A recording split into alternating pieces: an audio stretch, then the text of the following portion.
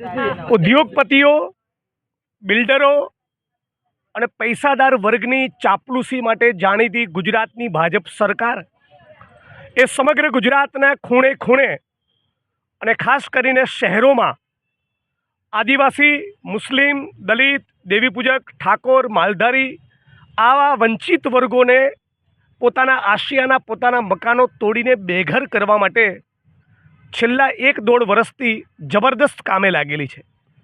છેલ્લા એકાદ વર્ષમાં અમદાવાદ શહેરમાં ચંડોળા તળાવ હોય, મોટેરા, ચાંદખેડા, સુભાષ બ્રિજ, ઓઢવની રબારી વસાહત અને રાયખડ વિસ્તારમાં તાજેતરમાં આ બધા વિસ્તારો થઈને લગભગ 15,000 લોકોના મકાન તોડી 70,000થી 80,000 લોકોને આપણા કહેવાતા મૃદુ અને મક્કમ મુખ્યમંત્રીએ ઉપર આભ અને નીચે ધરતી આવી પરિસ્થિતિમાં, નરક જેવી પરિસ્થિતિમાં લાવીને મૂકી દીધા છે। આ સંજોગોમાં આજે પોલીસ કમિશનરને એમણે એવું કહેવા આવ્યા હતા કે કલેક્ટર, મ્યુનિસિપલ કોર્પોરેશનના કમિશનર શ્રી, હાઈકોર્ટ કે સુપ્રીમ કોર્ટનો કોઈ આદેશ હોય તો પોલીસનું કામ એ આદેશના અમલીકરણ માટે ફક્ત કાયદો અને વ્યવસ્થા જાળવવાથી વિશેષ કંઈ નથી। પણ રાયખડના આ મિલના પ્રકરણમાં સંબંધિત પોલીસ ઇન્સ્પેક્ટર દ્વારા ભયંકર પ્રકારનો ઘમંડ બતાવી ગરીબ માણસો સાથે, સ્ત્રીઓ સાથે અને ખાસ કરીને 70-75 વર્ષની બહેનો સાથે જે બેહુદ વર્તન કરવામાં આવ્યું એ કોઈ પણ સંજોગોમાં ચલાવી લેવાય એમ નથી।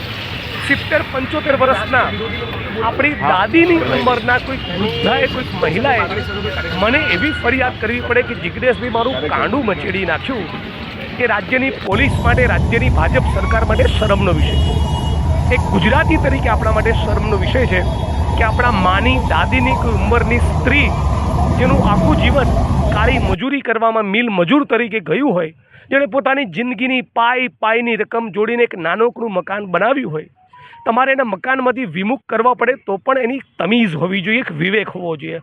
આ તમામ તમીઝ અને વિવેકને સાઈડ પર મૂકી પોલીસ ઇન્સ્પેક્ટર સામે આરોપ છે કે એમણે એવા વાક્યનો પ્રયોગ કર્યો કે હટાવી દો બધા રાષ્ટ્રદ્રોહીઓને।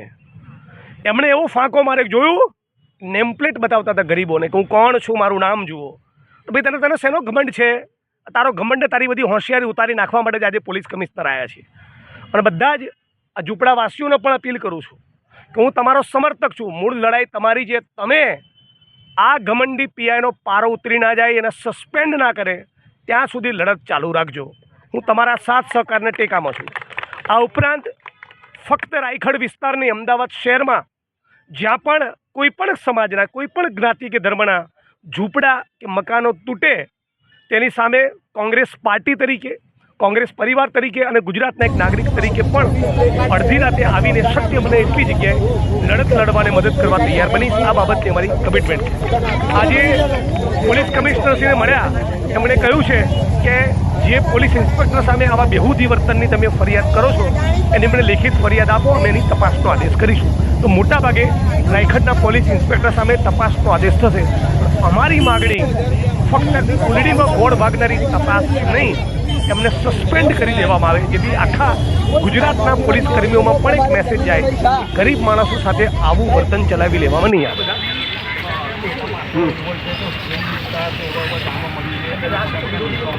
અદાણીના ભાઈ એ પ્રોપર્ટી ખરીદવાના છે અને એના સિવાય પણ બહુ બધા મોટા પૂંજીપતિઓનો આ જમીનમાં ડોળો છે।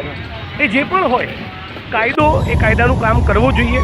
હાઈકોર્ટ કે સુપ્રીમ કોર્ટનો કોઈ આદેશ નથી અને સુપ્રીમ કોર્ટની સ્પષ્ટ ગાઈડલાઇન છે કે કોઈ પણ માણસની દુકાન, કોઈ મકાન તોડો તો 15 દિવસ પહેલાં નોટિસ આપવી પડે। 15 દિવસની નોટિસનો સમય આપ્યો નથી। મુદ્દા નંબર 2, 7 દિવસની નોટિસ આપી એ સમયગાળા દરમિયાન આ ગરીબ માણસોએ કોર્ટમાં પિટિશન દાખલ કરીને સ્ટે માટેનો પ્રયત્ન કર્યો, સ્ટે નહોતો મળ્યો તો પોલીસ પ્રશાસન અને ડેવલપર્સનું પણ એવું વલણ હોવું જોઈએ કે ગરીબ માણસને પોતાનો સામાન કાઢી લેવા દઈએ।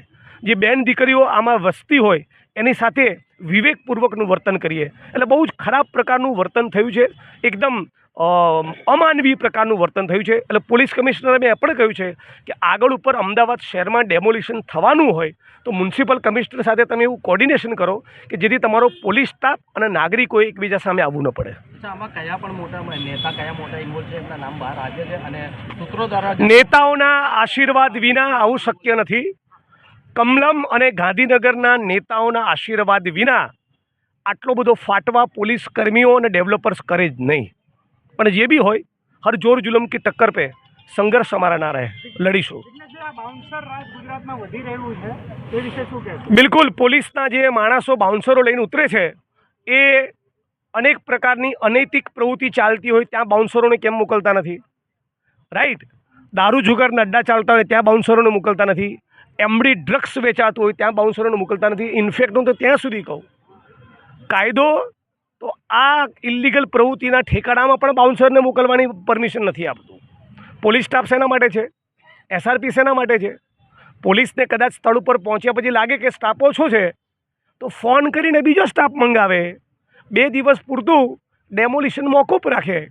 પણ તમે પ્રાઇવેટ બોડી બિલ્ડરોને બાઉન્સરોને લઈને આવીને 75 વર્ષની વૃદ્ધાનું કાંડું મરડાઈ જાય એ પ્રમાણેનું વર્તન કરો તો કહેવાનું મન થાય કે તમે ઘરે જઈને તમને જન્મ આપનારી તમારી માને કહેજો કે હે માં, મેં તારા જેવી જ બીજી માનું કાંડું મરડીને આવ્યો છું, હું તને દીકરા તરીકે કેવો લાગ્યો, આવું તમે તમારી માને કહેજો. આવું પોલીસ કર્મીનું કહું છું.